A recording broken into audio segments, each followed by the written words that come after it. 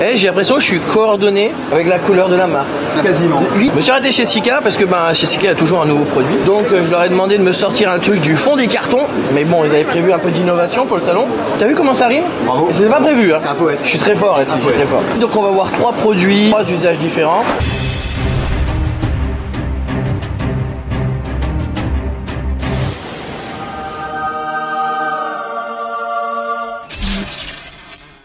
Ils m'ont dit le RSFC on le met pour tout, on l'utilise tous, mais il va pas pour tout finalement. Alors, il va pour tout, mais en fonction de ce qu'on veut. En fonction de l'effort ou du truc. On va prendre 2 briques, là on va s'accoler ça avec du high-tac. Colle puissante et maintien immédiat. Le tac immédiat, ça me permet de travailler sur un support, mais moi ce qui m'intéressait c'était le tac puissant aussi. C'est pour la charge. Voilà, et là la charge à comparer c'était quoi? Là on est à 250 kg pour 10 cm². Pour un travail de quelque chose que je mets contre mur et qui je veux pas qu'il descende. Et puis sur le Sikaflex Pro FC, on va être à 80 kg. Ouais, ça fait 3 fois 8, 24, 3 fois plus. Ouais, 3 fois plus. Voilà. Petit détail avant qu'on l'engorge, regarde là-dedans, ils m'ont montré qu'il y a une rainure là. Je sais pas si tu vois bien la caméra. Voilà, il y a une rainure. En fait, ça c'est pour faire un cordon en triangle. Du coup, ça prédétermine en gros la taille de mon cordon.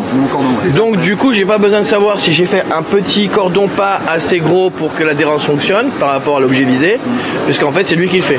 Non, parce que tu sais que nous quand même on découpe tout en fonction de ce qu'on va faire pour faire plus ou moins de débit quoi. Pour utiliser ça, forcément ça va être un usage lourd, donc faut pas que je touche à cette prédétermination du cordon. Exactement, ça permet d'avoir une surface en triangle et on optimise la surface de contact avec la colle. 250 kg sur un 10-10 quoi. Sur un 10-10, voilà, tout à fait. Ça fait quand même short, hein. Ouais. Il a intérêt d'être costaud le truc. Et là on va tester un tac immédiat pour montrer déjà l'adhérence de base. Ça va marcher sur un truc rainuré comme ça? Ça va fonctionner sans souci. Ça va pas faire des endroits où ça va pas adhérer? L'intérêt de faire des cordons en forme de triangle. Bah oui, ça va rentrer dans le support. Exactement, vraiment écraser le... Ok. Donc celui-là il s'appelle Sikaflex high-tac. High-tac. Ok. Donc on voit bien là. Ah ok, voilà. D'accord, comme ça, en tête haute. Exactement, en tête haute. En même temps ça m'évite de me baisser trop, mais bon ça dépend ce que je colle aussi, je suis censé être sur le mur. Parce que moi d'habitude on coupe la forme parce qu'on applique vers le support. Et là comme on veut un collage très résistant et on veut être sûr d'optimiser la surface de collage. Ah, on voit bien le petit triangle là. Fait un cordon de quelle longueur pour une cartouche avec ce débit là? Avec ce débit là on va faire, j'ai donné une moyenne, on va faire entre 6 mètres linéaires et 12 mètres linéaires de collage. Non parce que je fais le calcul, quel type de support je peux coller et combien de cartouches il va me falloir. Donc là on vient de coller, on applique la brique dessus et on est censé pouvoir soulever. Hein. On y va. Est-ce que vous sentez l'angoisse monter là? Il y a que 2 briques sur le salon hein. On est super angoissé. On a confiance en nos produits. Hein. Ouais, un petit peu les boudins. Voilà. On va prendre chacun de notre côté et on va lever. Oh c'est beau. Et même en biais, parce qu'en biais ça aurait tendance peut-être à glisser. Un peu, on peut tenter, hein, mais on est assez confiant quand même. Tu es assez confiant. Tu sais, des fois, le tac, on en a besoin parce qu'on a besoin de placer un objet temporairement, parce qu'on est tout seul, avant de le fixer. Ouais. Et donc c'est là où j'utilise moi le plus souvent, voilà. On n'a pas besoin d'aider le collage avec des clous et des vis. Je le mets à l'épreuve de ma manipulation. Parce que nous, on a dit qu'on partait sur un objet 250 et dans ce sens-là. Dans ce sens-là. Donc si je le lève dans ce sens-là, ça va aller.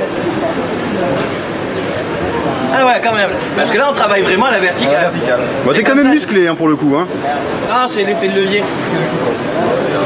Ça adhère bien quand même. Hein. Et du coup le séchage il est de combien de temps pour avoir l'optimum? On va avoir 24 heures. Le séchage optimum c'est 24 heures, mais on a le maintien immédiat. Du polyuréthane sur les mastiques. Elles sentent bon, elles sentent c'est ça en fait que j'ai senti. Tiens, on a fait de la pub pour les lingettes au passage. Donc test 1, validé. Produit 2, pour ceux qui font de la menuiserie d'intérieur ou ont besoin de faire des joints transparents. On n'a pas dit incolore, on a dit transparent, c'est ça? Du joint et du collage, transparent. Donc ça peut s'appliquer à l'extérieur. À l'extérieur, à l'intérieur, et là l'effet de transparence n'altère pas un petit peu la couleur du support, tout type de support. Il fallait pas qu'il soit appliqué dans une salle de bain, c'est pas un sanitaire. C'est pas un sanitaire, non. Là on va le montrer sur deux plaquettes transparentes, mais on aurait pu le montrer sur une plaquette transparente, une plaquette de couleur quoi. Là par contre t'as retaillé au mode normal quoi. Alors, on aurait pu la tailler même en droit. Hein. Je vais faire juste un point de colle. Comme ça on verra avec la différence du contour si on le voit. Qu'on va écraser pour le coup. Est-ce que par rapport à un joint incolore, j'ai un aspect un petit peu brillant s'il était en dehors d'un feuilletage. Regarde ici, là, il y a une petite couleur. Il capte un peu la lumière, c'est ça. Il est brillant. Hein. Il y avait marqué cristal. Je me suis dit, est-ce que c'est une appellation genre surjouée pour le côté commercial ou est-ce que c'est vraiment parce qu'il y avait un petit côté brillant quoi. Il y a un petit côté brillant, c'est sûr, mais en fait, on a nommé ce produit-là cristal tout simplement parce que, contrairement à d'autres produits qu'on peut trouver sur le marché, celui-ci est totalement transparent et ne bulle pas quand on fait par exemple du feuilletage. Quel rapport entre cristal et ne pas buller? Et ben il est totalement transparent. Dans le cristal, généralement, quand tu prends une pièce de cristal, tu as quelque chose qui est plus des micro-bulles qui peuvent s'installer. Ok. Là, on n'a pas d'effet micro-bulle. Alors attention.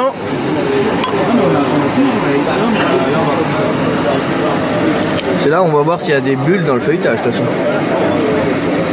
Et au niveau de l'élasticité du produit, parce que je te vois forcer, faut que je force beaucoup ou c'est assez fluide pour le collage? Parce que moi, ce que je réfléchis, c'est à ma manipulation. Je me dis, le temps d'écraser tout, je veux pas qu'il sèche en cours de route. Le temps de séchage, il faut attendre quand même un petit peu de temps quand même. Tu vois là, si je commence à vouloir écraser à droite à gauche, c'est là que ça commence à arriver à la limite de rupture, du coup je vois mon expansion maximum. C'est complètement transparent. Non mais je regarde s'il y a là, c'est toi s'il y avait un effet loup. Ah non, on te voit bien. Hein. Ah, et c'est quoi? C'est même plus clair au milieu. C'est vrai, regarde. Trouve pas, regarde, on le voit. Regarde les deux vitres. Ouais. Il fait plus jeune avec. Ça a amélioré la transparence parce qu'en fait c'est comme si ça avait un petit peu nettoyé la vitre au passage. C'est le côté gras ça je pense. On va être à 12 heures en fin de séchage sur ce type d'application. Ouais, ça va être 12 heures. Mais après le séchage optimum généralement des mastiques en règle générale on est sur 24 heures. La couleur derrière reste. Ouais, on gâche pas le râle d'origine. Voilà, c'est ça. Quand on fait une application extérieure et qu'il risque de pleuvoir, au bout de 10 minutes, s'il pleut c'est pas grave puisqu'on a une formation de peau à 10 minutes. On peut appeler la formation de peau si on peut essayer de le démontrer, c'est que quand tu extrudes un petit peu de mastic, voilà, j'extrude volontairement un petit cordon. Le temps de formation de peau, c'est-à-dire qu'à partir de 10 minutes, quand on va avoir le doigt dessus, il est censé plus adhérer. Voilà, exactement, plus d'adhérence. Ok, c'est la première peau. Voilà. Exactement. Et au fait, je me posais une question la dernière fois, tu sais, ils ont tous des numéros maintenant, ça veut dire quoi 112 du coup? C'est pour l'anecdote, elle a il n'y a pas de raison particulière. C'est un effet de gamme tout simplement. Bah non, parce que des fois, il y en a, c'est des repères. Non, là, c'est pas le cas. Produit numéro 2, validé. Voilà. Produit numéro 3, celui-ci. Tu vois bien, il y a des plaintes à côté. C'est pour les fans de double encollage. Pour les gens qui aiment bien, d'habitude, coller, séparer, recoller. Maintenant, beaucoup des applications sont faites avec du mastic où on colle en une fois. Hein. Celui-ci peut être utilisé en collage en une fois. Sauf qu'on va avoir un collage moins puissant. Hein, contrairement à un collage en double encollage, où là on va avoir un collage plus puissant. C'est le 114 contact. Colle, contact à double encollage pour prise rapide. Alors il y a la théorie de ceux qui font des cordons comme ça, ceux qui font 2 cordons et ceux qui font des petites bouses réparties. Moi tu vois je fais 2 cordons. 2 cordons pour le encollage. Bah ouais, ça s'expanse en haut et ça s'expanse en bas. Du coup ça me permet au moment de l'application de la plainte de gérer un appui des fois pour rattraper un niveau. D'habitude pour éviter un problème, on travaille toujours avec la plainte près du support, on la bascule, on la garde près du support et on la rébat. Ok. Donc là le principe c'est de la séparer. D'habitude il y a des fils. Tu viens de sauver mon parquet. La colle ne file pas du tout.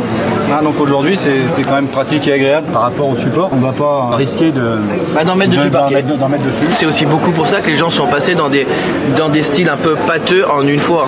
Parce qu'on avait toujours peur de retirer avec les néoprènes qui faisaient des petits fils tout fins là. En fait vous avez l'avantage d'un collant classique comme celui qui est là-haut qui se fait en une fois. Avec du double encollage. Combien de temps je dois le garder séparé? Entre 5 et 30 minutes. Et ça veut dire aussi qu'une fois que je l'ai encollé, si jamais je dois le redéplacer pour le bouger un petit peu, j'ai combien de temps de travail dessus? Vous entendez 10 minutes quoi. Sur un simple encollage, je peux repositionner parce que le produit va travailler au fur et à mesure. Alors que là, on va avoir un tac important, mais surtout plus rapide quoi. Un séchage puissant et immédiat. J'ai intérêt de prévoir bien mes coupes. Je fais ma longueur, je la dépose et je la repose tout de suite quoi derrière. Exactement. Il s'expanse pas trop par rapport à du néoprène, tu vois, il reste plutôt concentré sur la zone. Pour les puristes, voilà, t'as un nouveau produit. Zicabond 114 contact. Bon ben on a fait 3 produits de Artibat. Ce que j'ai retenu moi le cristal. Ouais, parce que souvent je me retrouve embêté à avoir des joints, même dans l'incolore, ils sont jamais tout à fait incolores. Je pose pas mal de menuisier en ce moment et en fait je suis souvent embêté avec des cordons trop larges à cause de la rénov et ils vieillissent mal. Côté cristal, c'est bien parce que ça permet d'assurer une étanchéité et en même temps d'être discret. J'ai commencé par une rime, je finis par une rime. Un vrai poète.